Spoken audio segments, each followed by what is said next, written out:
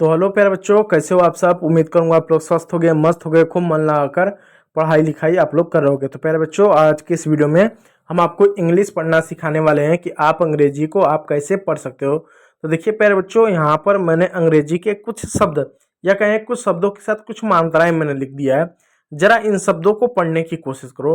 आप में से बहुत सारे बच्चे कहेंगे नहीं, अभी हमको अंग्रेजी बिल्कुल नहीं पढ़ने आती है, सिर्फ ABCD आता है और हम इसको कैसे पढ़ सकते हैं।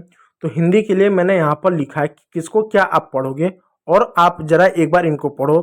BA है तो इसको आप बा पढ़ोगे, BE है तो इसको बी पढ़ोगे, BI है तो इसको बी पढ़ोगे, और इसको आप बो और बू के रूप में इसको आप पढ़ोगे। ठीक है पर बच्चों, अब जरा इसमें ध्यान देना बच्चों, जो आपने शब्द पढ़ा है उसमें आपको 5 वाउल देखने को मिला हुआ। कौन कौन सा?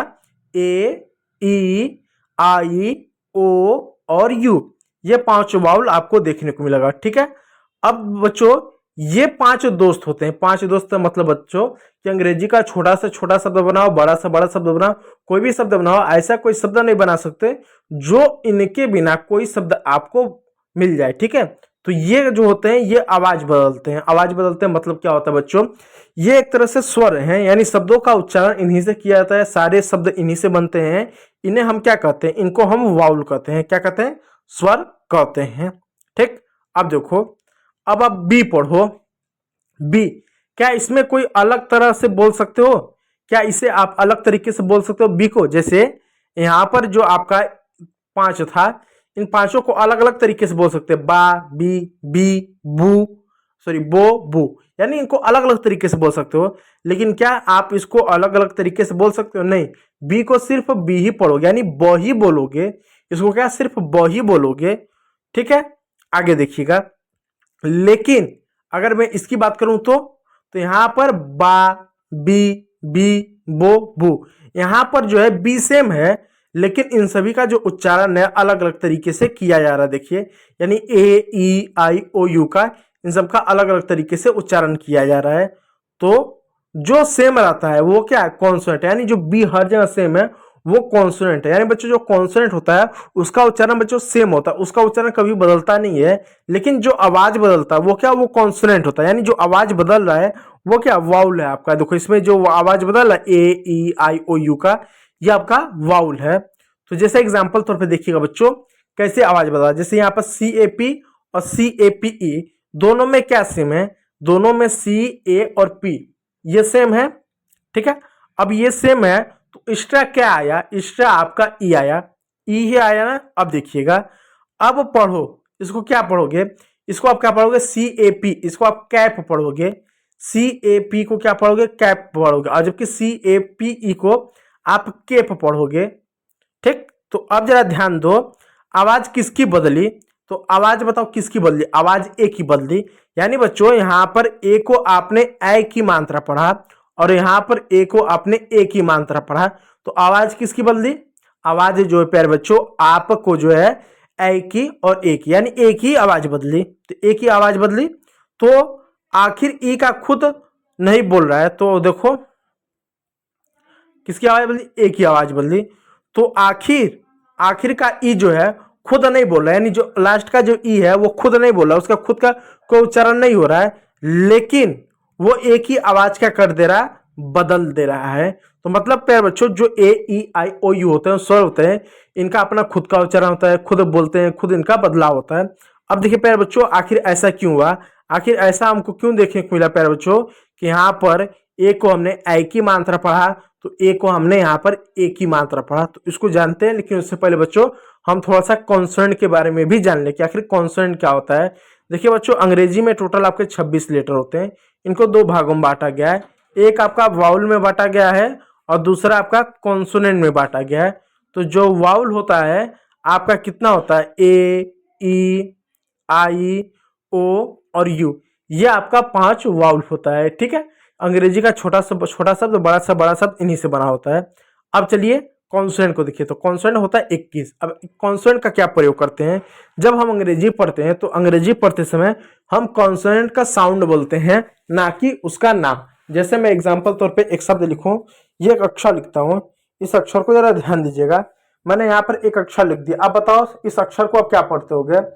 आप इस अक्षर को सी पढ़ते होगे। बहुत अच्छे बच्चों, क्योंकि इसको सी ही हम भी पढ़ते हैं, सब लोग इसको सी ही पढ़ते हैं। लेकिन बच्चों इसका जो साउंड निकलता है वो क और स के रूप में निकलता है।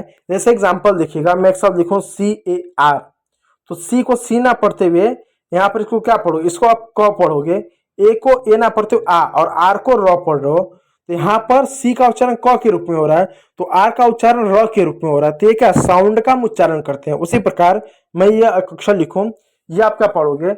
आप में से बहुत सारे बच्चे कहेंगे इसको तो जो हम है बी पढ़ते हैं। बच्चों इसको पढ़ते हो बी, लेकिन इसका जो साउंड निकलता है वो ब के रूप में निकलता है, जैसे BOY। तो यहाँ पर बी को हम ब पढ़ रहे हैं, बी को ब पढ़ रहे हैं, ना कि बी। ठीक है, तो इसका साउंड होता है, हर कॉन्सोनेंट का अपना साउंड होता है, जो अंग्रेजी पढ़ते समय हम इसका प्रयोग करते हैं। ठीक है, तो आप यहाँ देख सकते हैं इन सभी कॉन्सोनेंट का आपका साउंड होता है। जैसे बी का आप ब देख सकते हो, सी का क होता है, डी का ड होता है। तो मेरे साथ आप बोलते चलिएगा, बोलिएगा बी से ब, सी से क, डी से ड, एफ से फ, जी से ग, एच से ह, जे से ज, के से क, एल से ल, एम से म, एन से न, पी से प, क्यू से आधा क और व, आर से र, एस से स, टी से ट, वी से व, डब्ल्यू से व, एक्स से क और स, वाई से य, जेड से ज। तो ये इसका साउंड होता है। अब चलो हम ये जानते हैं कि आखिर हमने यहाँ पर एक को हमने ए की मात्रा क्यों पढ़ा और एक को ए की मात्रा क्यों पढ़ा। तो देखो बच्चों, कॉन्सोनेंट और वावल तो समझ में आ गया। तो देखो नियम क्या है, कॉन्सोनेंट ए, कॉन्सोनेंट और ई। जब अंग्रेजी के किसी भी शब्द में ए आए, ए के बाद कॉन्सोनेंट और उसके बाद ई हो, तो वहां पर ई क्या साइलेंट होगा। ए को जो है ए की मात्रा के रूप में हम पढ़ेंगे। तो देखो लास्ट में जो ई रहेगा वो क्या रहेगा, लास्ट में जो ई रहेगा वो साइलेंट रहेगा। ए को ए की मात्रा के रूप में पढ़ेंगे। देखो अब देखो बच्चों, यहाँ पर कॉन्सोनेंट आ गया, ए भी आ गया, कॉन्सोनेंट भी आ गया, ई भी आ गया। तो अगर ना समझे तो ए कॉन्सोनेंट ई होना चाहिए। तो ए क्या है, ए है, कॉन्सोनेंट एम है, एम है, ई है, ई है। तो देखो कैसे पढ़ोगे, एन का साउंड नौ लिख दो, ए का साउंड ए की मात्रा लिख दो, एम का साउंड मौ लिख दो, और ई क्या साइलेंट होगा तो ई को नहीं लिखेंगे, हो जाएगा ने। अब देखो इसको पढ़ लो, इसको अभी पढ़ते हैं। ठीक है, सी का साउंड क होगा, ए है, कॉन्सोनेंट ई है, तो ए का साउंड ए हो गया, के का साउंड क हो गया केक। उसी प्रकार देखो अब ए टी ई है, तो ए है, कॉन्सोनेंट ई है, तो ए का ए लिख दो, टी का ट लिख दो, हो गया एट। उसी प्रकार बच्चों डी का ड हो गया, ए का ए की मात्रा हो गया, टी का ट हो गया, ई क्या ई छोड़ दो, हो गया बच्चों आपका डेट। उसी प्रकार फिर बच्चों यहाँ देखो एक शब्द है, एल का बच्चों ल होगा, ए का ए की मात्रा होगा, टी का ट होगा, ई साइलेंट होगा। उसी प्रकार एच का ह होगा, ए का ए की मात्रा होगा, टी का ट होगा, हो जाएगा हेट। तो अंग्रेजी के सारे शब्द इसी प्रकार आपका होगा। चलिए और भी अंग्रेजी का शब्द देखिएगा, एम का म हो जाएगा, ए का ए की मात्रा, के का क हो जाएगा मेक। जी का बच्चों यहाँ पर ग होगा, ए का ए की मात्रा हो जाएगा, टी का ट हो जाएगा, ई साइलेंट हो जाएगा गेट। उसी प्रकार टी का ट हो जाएगा, ए का ए की मात्रा, के का क और ई साइलेंट हो जाएगा टेक। डेट भी उसी प्रकार होगा, एल से बच्चों ल होगा, ऐसे ए की मात्रा, टी का ट, लेट, एस का स होगा, ए का ए की मात्रा, वी का व हो जाएगा सेव।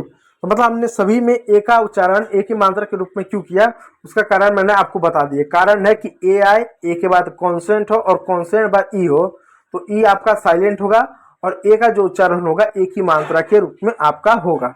ठीक, और भी कुछ आपको एग्जाम्पल मैं दे नहीं सकता, तो इतना ही एग्जाम्पल है।